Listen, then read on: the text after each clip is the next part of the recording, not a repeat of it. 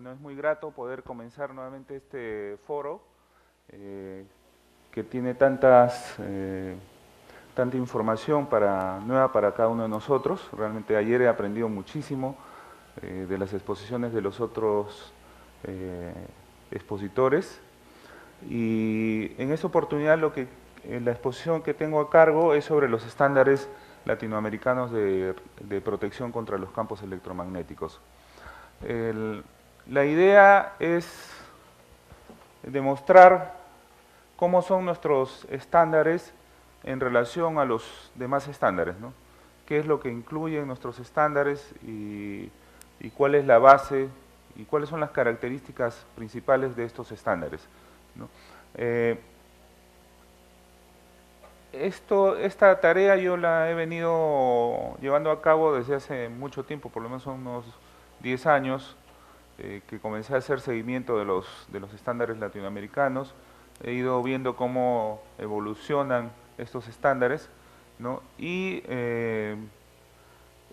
se reforzó con el trabajo que se hizo en la revisión científica latinoamericana desde el año 2008 al 2010, en que se publicó el informe de la revisión científica latinoamericana, en la cual también estuvo el ingeniero Taborda, el doctor Repacholi y el doctor Paolo Vecchia, nos asesoraron, y también el doctor Renato Sabatini de Brasil, ¿no? Entonces, y luego yo he seguido actualizando porque los países van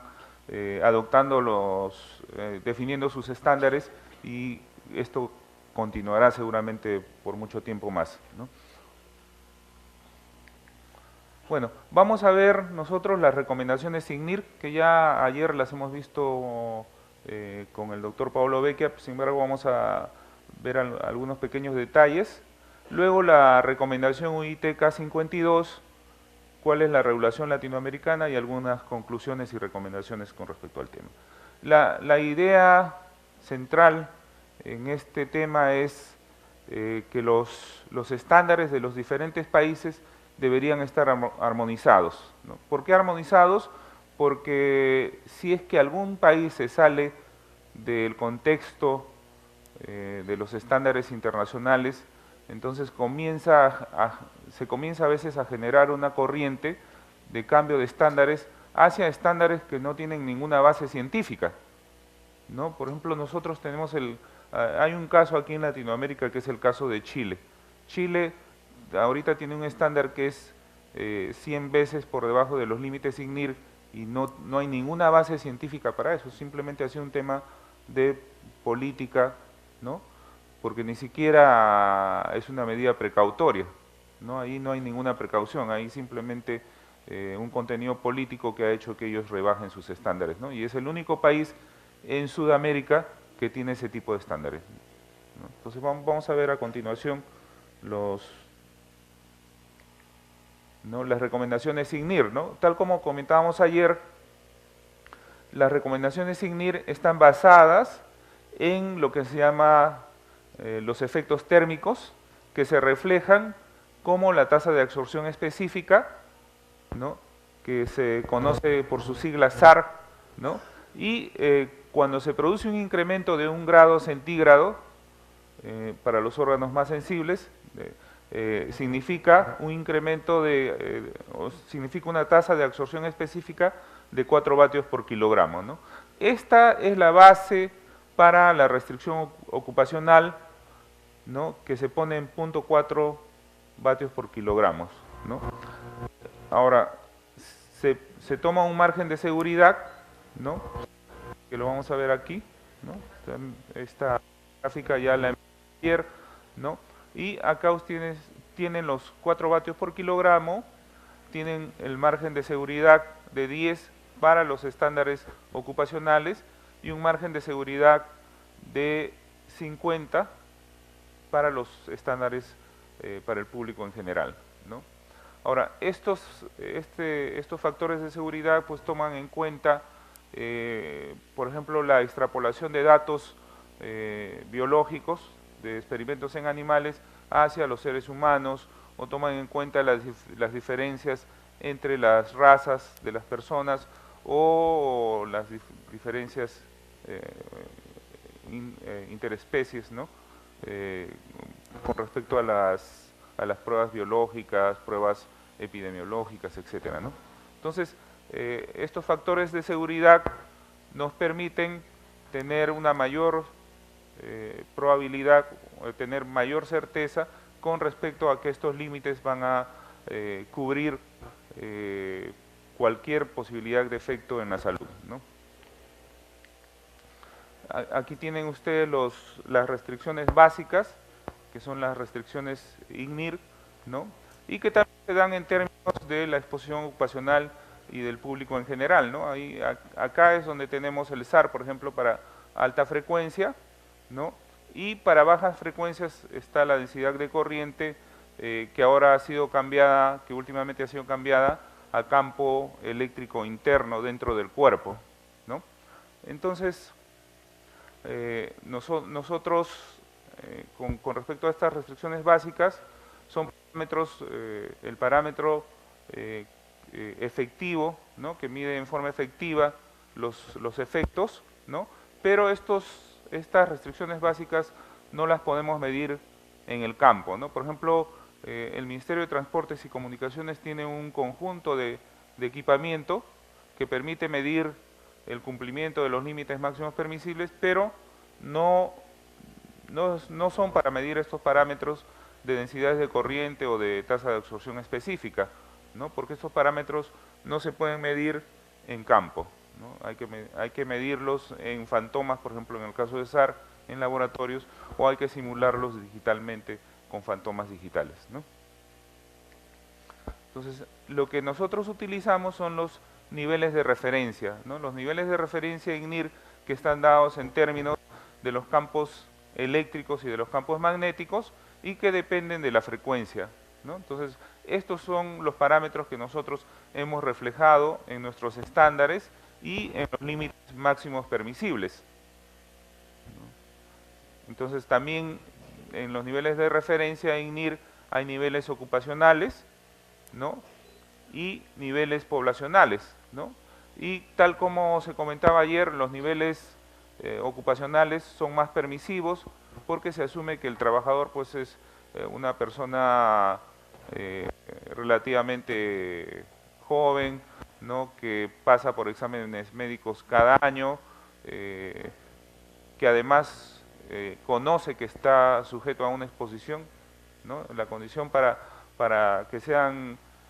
que la exposición sea de tipo ocupacional es que el trabajador conozca que está expuesto y que además sepa cómo evitar esa exposición, ¿no? Por ejemplo, en el caso de los ingenieros de telecomunicaciones que trabajen con antenas de estaciones bases, el ingeniero debe saber pues que si se ubica delante de la antena y a muy poca distancia podría estar con una exposición que sobrepasa los límites.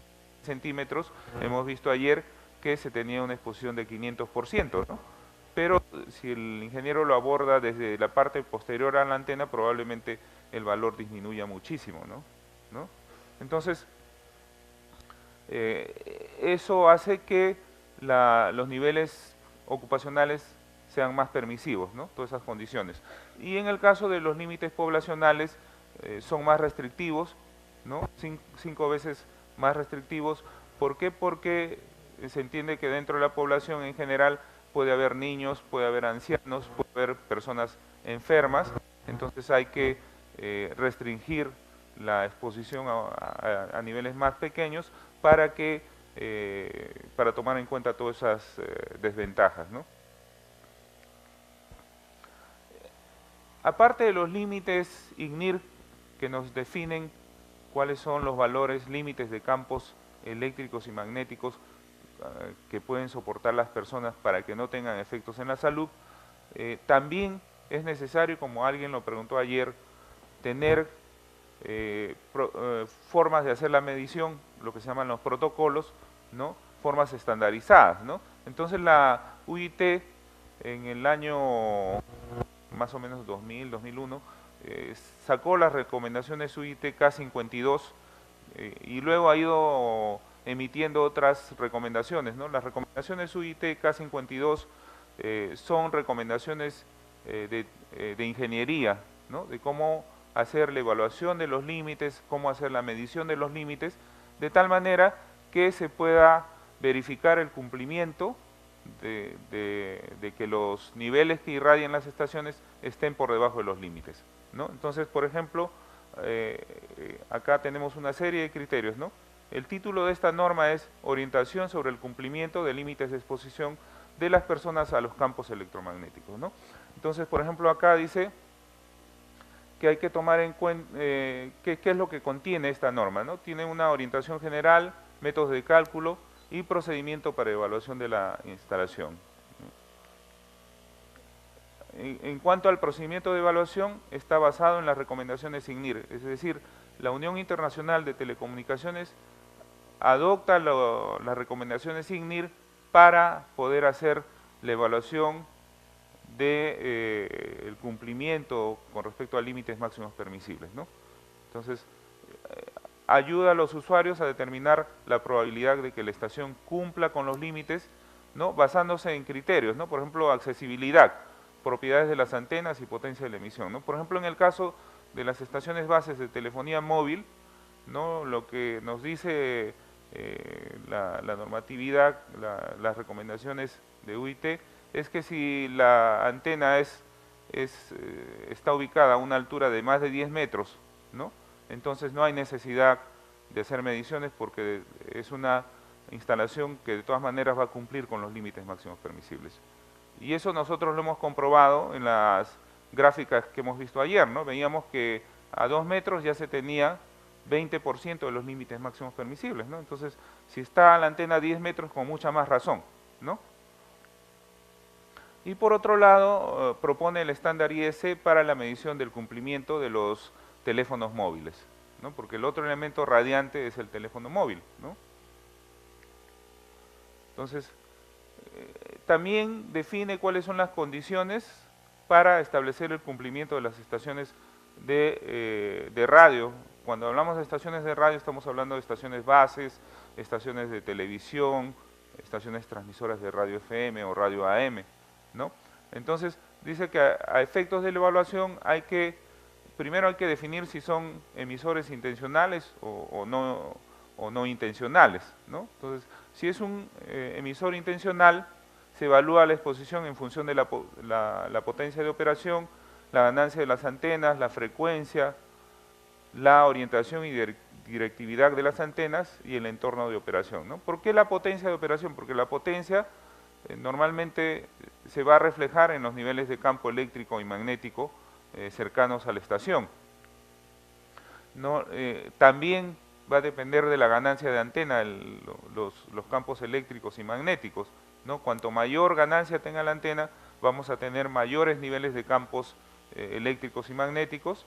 Depende de la frecuencia, ¿por qué? Porque ustedes han visto los límites SIGNIR, depende de la frecuencia, ¿no? El cuerpo absorbe más o menos las radiaciones dependiendo de la frecuencia, ¿no? Por ejemplo, en las frecuencias de radio FM, ustedes seguramente se acuerdan las frecuencias de radio FM porque todo el mundo escucha que están en 88 o 100, antes de Radio Lima, yo me acuerdo de Stereo Lima 100 era 100 MHz, ¿no? O 100.1 creo, ¿no? Entonces, esas frecuencias, por ejemplo, son las que absorben más energía a esas frecuencias el cuerpo absorbe más energía, ¿no? Y como mencionaba el doctor Repacholi, o el doctor Paolo Becchia, creo, a frecuencias de telefonía móvil la absorción es 5 veces menor, ¿no? Entonces, eso se debe a que el cuerpo reacciona diferente ante diferentes frecuencias, ¿no? Y por eso, para la evaluación, para el cumplimiento, hay que tomar en cuenta la frecuencia, ¿no?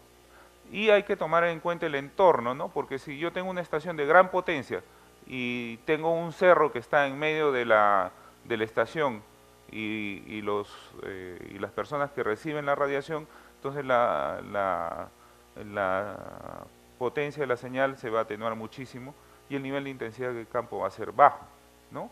O en el caso de la telefonía móvil, ¿no? Si usted tiene una torre encima de su casa, ¿no? Y quiere evaluar la radiación en el último piso del edificio, por ejemplo, entonces hay que tomar en cuenta que el concreto va a atenuar por lo menos 100 a 1000 veces los límites máximos permisibles. Y por otro lado está el factor de la antena. La antena no apunta hacia la base del edificio, apunta a una distancia más o menos de 300, 500 metros, ¿no? Entonces todo eso hay que tomar en cuenta para hacer la evaluación, ¿no? ¿Qué otras consideraciones hay que tomar en cuenta, ¿no?, para la evaluación de la exposición? Hay que clasificar la exposición de los campos como zona de cumplimiento, zona ocupacional y zona de no cumplimiento, ¿no? Y hay que realizar un procedimiento de evaluación del nivel de exposición con criterios generales como evaluar las peores condiciones de emisión, es decir, las condiciones en las cuales se tiene mayor emisión, en las cuales, por ejemplo, ¿no?, ¿qué significa esto de evaluar en las peores condiciones? Significa que yo voy a trabajar con la máxima potencia que tiene el transmisor.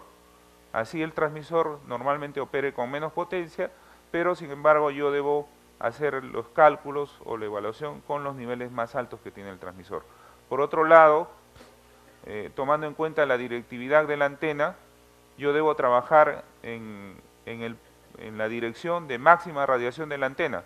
No debo trabajar con las direcciones en que la antena tiene menos radiación, ¿no?, porque me voy al peor caso, ¿no?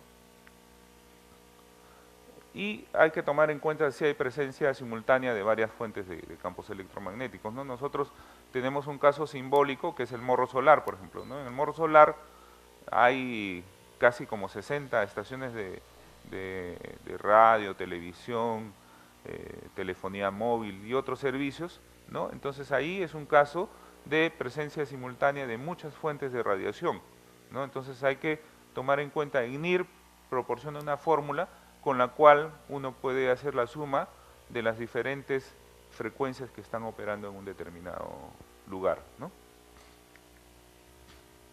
Hay que clasificar la instalación en función de un conjunto de antenas de referencia. La UIT provee un conjunto de antenas de referencia, ¿no?, con las cuales uno puede más o menos tener una clasificación de la instalación con la cual está trabajando, ¿no? Pueden ser antenas tipo panel, antenas tipo Yagi, etcétera, ¿no? Entonces, UIT te da esas antenas de referencia para poder tener una idea y hacer la clasificación, ¿no? También, como les decía, tiene un conjunto de condiciones de accesibilidad, ¿no? O sea, si la antena de la estación es accesible o no es accesible, ¿no? Por ejemplo, en el caso de las antenas de telefonía móvil, no son accesibles normalmente a las personas, ¿no?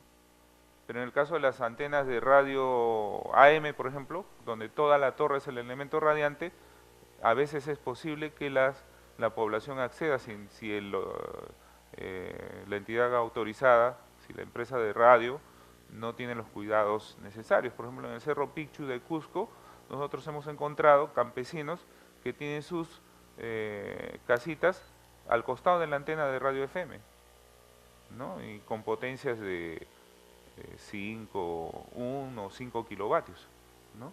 Entonces ahí esa persona está expuesta a niveles relativamente altos de radiaciones, ¿no? Y también en cuanto al cumplimiento hay que establecer las técnicas de mitigación convenientes, ¿no?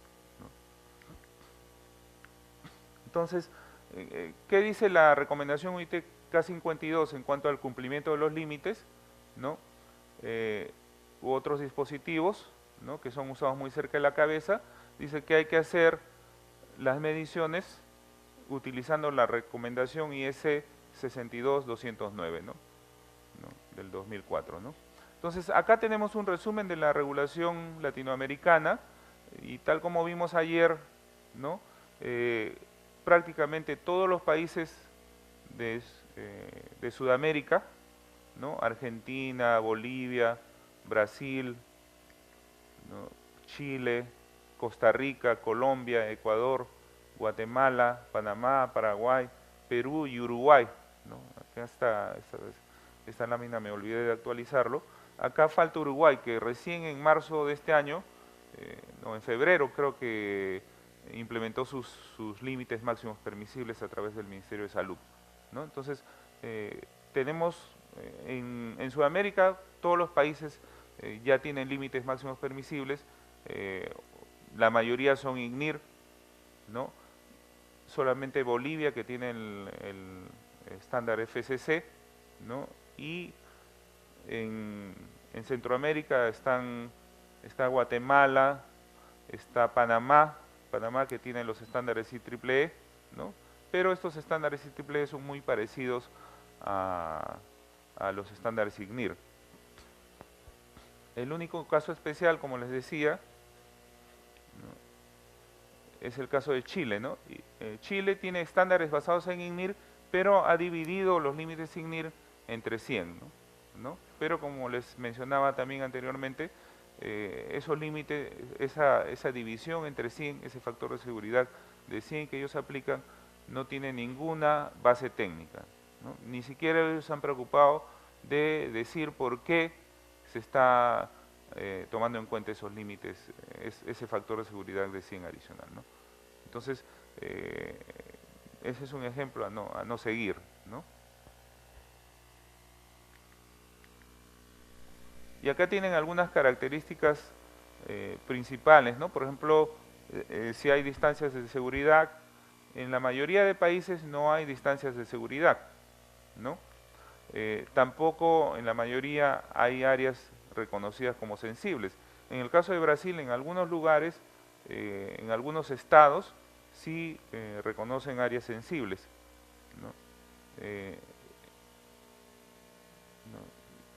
Y por ejemplo,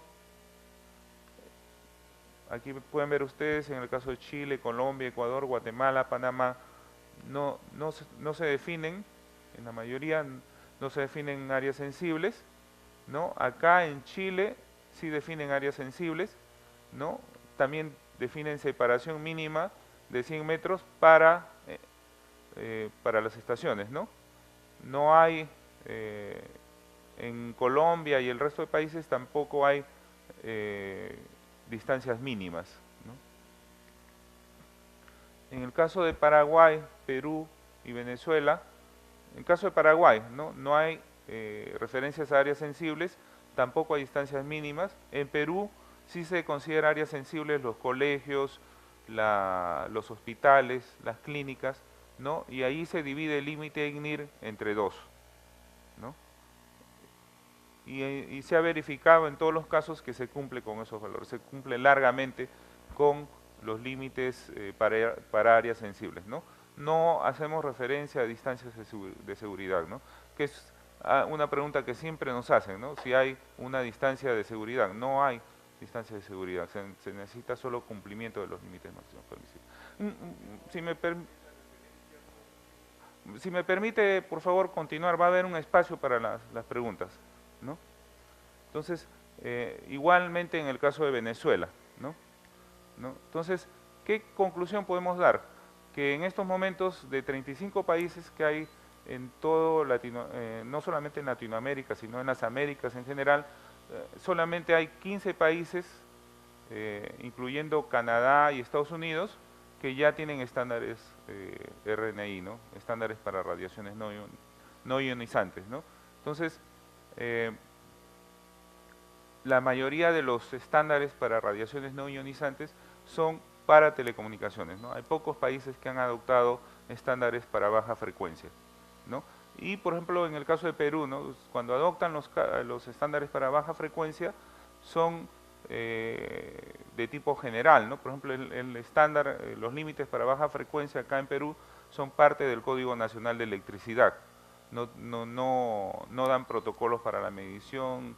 O sea, es algo muy simple, es una tablita de 3 líneas la que dice qué es lo que hay que hacer en baja frecuencia, ¿no? Entonces, eso es todo, muchísimas gracias.